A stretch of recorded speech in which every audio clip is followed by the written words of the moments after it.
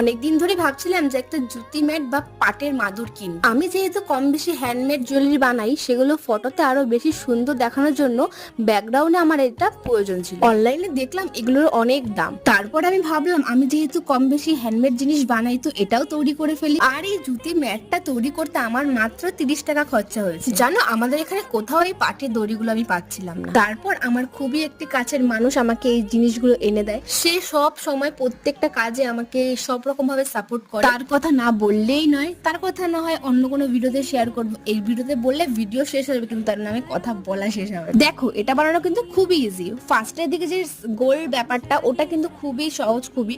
তারপরে যে পেঁচানো পেঁচানো ব্যাপারটা, ওটা একটু টাইম লাগে, একটু টাইম নিয়ে করতে হয় আর কি, বারবার খুলে যায় আঠাটা। ম্যাটটা পুরো তৈরি হয়ে যাওয়ার পর আমি জলের সঙ্গে একটু আঠা মিশিয়ে পুরো ম্যাটটার মধ্যে লাগিয়ে দিই, যেন ফিনিশিংটা আরো বেশি সুন্দর লাগে। এই যে এটা হলো ম্যাটটির ফাইনাল লুক। তোমরা অবশ্যই কমেন্ট করে জানিও কেমন লাগলো তোমাদের। বাই।